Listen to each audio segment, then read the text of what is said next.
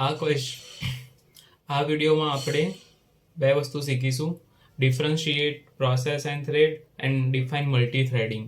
સો આ બંને ટોપિક એકદમ સેમ ટુ સેમ છે, તો એક જ વિડીયોમાં આપણે બે ટોપિક કવર કરવાનો ટ્રાય કરીશું. ઓકે, ફર્સ્ટ ઓફ ઓલ સમજીએ કે પ્રોસેસ થ્રેડ શું છે, પ્રોસેસ સ્ટેટ ડાયાગ્રામ શું છે એને જોઈએ. First of all definition of thread. Thread શું છે? Thread is a lightweight process created by the process. So એક જે પ્રોસેસ હોય એનો એક ભાગ કે મતલબ પ્રોસેસને ક્રિએટ કરી છે, પ્રોસેસે જેને ક્રિએટ કર્યું એ છે થ્રેડ. ઓકે, જેમ કે અહીંયા એક એક્ઝામ્પલ આપણે જોઈ શકીએ છીએ કે આપણે એક વર્ડ ફાઇલમાં કામ કરતા હોઈએ તો ત્યાં કોઈ ટાઈપિંગનો ચેન્જ હોય તો એ ટાઈપિંગ એરરને કરેક્શન આપવાનું કામ એક લિટલ નાની પ્રોસેસ છે, લાઇટવેટ પ્રોસેસ છે, એને thread કહેવાય. Okay, process lightweight process is known as a thread.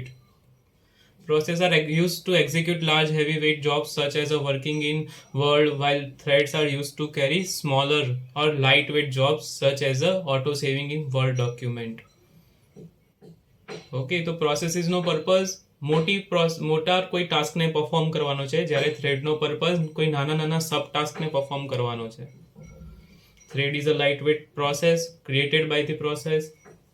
Single sequence stream within the process. થ્રેડની જોડે પણ પોતાના program counter, system registers, stack હોય છે, જે સેમ વસ્તુ આપણને જોવા મળતી હતી પ્રોસેસના કેસમાં. થ્રેડ્સના બે ટાઈપ છે, single thread versus multiple thread. Okay, a single thread process is a process with a single thread. કે અહીંયા સિંગલ થ્રેડના અંદર આપણી જોડે રજિસ્ટર હશે, counter, stack, data files common હશે. ઓકે, અને કોડનું એક સેક્શન હશે. જ્યારે સિંગલ પ્રોસેસના અંદર જ્યારે મલ્ટિપલ થ્રેડ હશે, અહીંયા 3 થ્રેડ લીધા છે એક્ઝામ્પલમાં, તો એની જોડે કોડ સેગમેન્ટ સેમ હશે. પહેલો થ્રેડ હશે એની માટે એના પોતાના રજિસ્ટર, કાઉન્ટર ને સ્ટેક હશે. સેકન્ડ થ્રેડની જોડે બી પોતાના રજિસ્ટર, કાઉન્ટરને સ્ટેક હશે. બંને ડેટા અને ફાઇલ્સ બંને સેમ હશે, બટ એમની જોડે પોતાના રજિસ્ટર, કાઉન્ટરને સ્ટેક હશે. રાઈટ? હવે બંનેને કમ્પેર કરીએ, પ્રોસેસ વર્સિસ થ્રેડ શું છે. તો આ બંનેમાં પહેલા તો મેચિંગ પોઈન્ટ કયા છે એ જોઈએ. તો like process, thread share CPU and only one thread is running at a time. મતલબ પ્રોસેસની જેમ CPU રિસોર્સિસને થ્રેડ યુઝ કરે છે અને એક ટાઈમ પર એક જ પ્રોસેસને આગળ વધારે છે. ઓકે, તો મારા 3 થ્રેડ હશે તો 3માંથી કોઈ એક ટાસ્ક પહેલા પરફોર્મ થશે. Okay, like process, threads within a process execute sequentially. મતલબ એક પછી સિક્વન્શિયલી જે ઓર્ડર એનો છે એ પ્રમાણે એક્ઝિક્યુટ થાય છે. પ્રોસેસની જેમ કે આપણે જોયું કોઈ બહુ મોટી પ્રોસેસ ચાલતી હોય તો એ પ્રોસેસને બીજી સબ પ્રોસેસ બને. ઓકે, એને ફોર્ક કહેવાય. ઓકે, એ જ રીતે થ્રેડ બી પોતાના ચિલ્ડ્રન્સને ક્રિએટ કરી શકે છે. Like a traditional process, thread can be in any one of several states running, block, ready and terminate. So જે સ્ટેટ છે, 7 સ્ટેટ ડાયાગ્રામ, જે સ્ટેટ ડાયાગ્રામ છે એ આ જ છે કે જે running, ready, block and terminate આ સ્ટેટના રિપ્રેઝન્ટેશનથી જ આપણે આપણો ડાયાગ્રામ પ્લોટ કરીએ છીએ. Let me show that diagram also. હું આ ડાયાગ્રામની વાત કરું છું. You have to plot this diagram. This is the state diagram. Okay,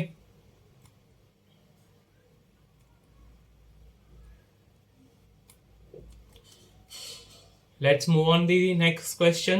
Define multi-threading and its benefit. તો multi-threading શું છે એને સમજીએ.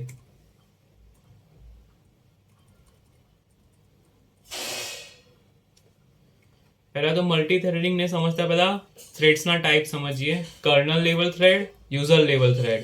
તો જે કર્નલ લેવલ થ્રેડ હોય છે એને મેનેજ કરે છે CPU, અને યુઝર લેવલ થ્રેડને યા CPU મેનેજ કરે છે યા OS ઓપરેટિંગ સિસ્ટમ મેનેજ કરે છે કર્નલ લેવલ થ્રેડ. અને યુઝર લેવલ થ્રેડ એ યુઝરની પ્રાયોરિટીના ટાસ્ક પર વર્ક કરતા હોય છે. ઓકે, તો ત્યાં કર્નલ લેવલ સ્પેસ હોય છે જેનું કામ છે થ્રેડ્સને કંટ્રોલ કરવાનું. User level threads are implemented by user. Kernel level threads are implemented by operating system. Okay, operating system kernel level થ્રેડ્સને યુઝર લેવલ થ્રેડ્સને રિકોગ્નાઇઝ નથી કરી શકતું, જ્યારે કર્નલ લેવલ થ્રેડ્સને કરી શકે છે. Okay, because kernel level threads operating સિસ્ટમે પોતે ડિઝાઇન કરેલા છે. Implementation of user thread is easy. Implementation of kernel level threads are heavy, hard. Context switching time is less in user level thread.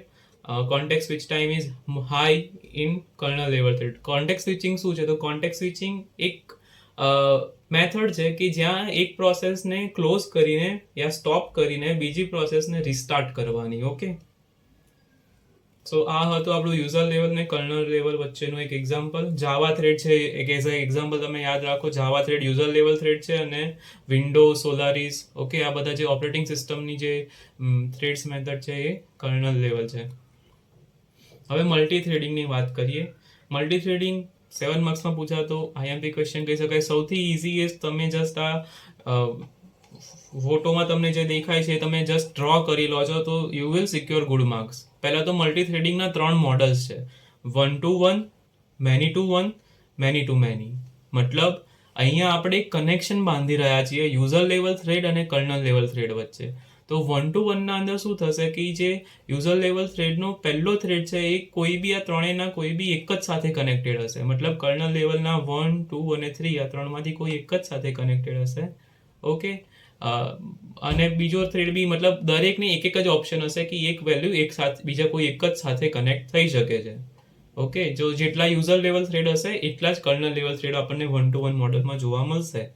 Many to 1 મોડલના અંદર શું હશે? તો એમાં user level થ્રેડની સંખ્યા n નંબર ઓફ હોઈ શકે છે, બટ એ બધા એક જ કર્નલ લેવલ થ્રેડ સાથે કનેક્ટેડ હોય છે. ઓકે, મેની ટુ મેની મોડલનો પર્પઝ શું હોઈ શકે છે? તો મેની ટુ મેની મોડલના અંદર દરેક થ્રેડ મલ્ટિપલ થ્રેડ્સને, જેમ કે આપણે અહીંયા જોઈ શકીએ છીએ કે થ્રેડ 1, અહીંયા યુઝર લેવલ થ્રેડ 1 એ કોની સાથે કનેક્ટેડ છે? તો યુઝર લેવલ થ્રેડ 1 એ કનેક્ટેડ છે કર્નલ લેવલ સાથે, કર્નલ લેવલના થ્રેડ 3 સાથે, કર્નલ લેવલના થ્રેડ 2 સાથે, કર્નલ લેવલના થ્રેડ 1 સાથે, ત્રણેય સાથે કનેક્ટેડ છે. તો ઓકે, પર્પઝફુલી દરેકનો એક પર્પઝફુલી યુઝ થાય છે. ઓકે, સો આ હતું આપણું મલ્ટી થ્રેડિંગ મોડલ્સ. તમને ફાવે આઈએમપી ક્વેશ્ચન્સ કહી શકાય એક્ઝામ્સ માટે. All the best. આ ક્વેશ્ચન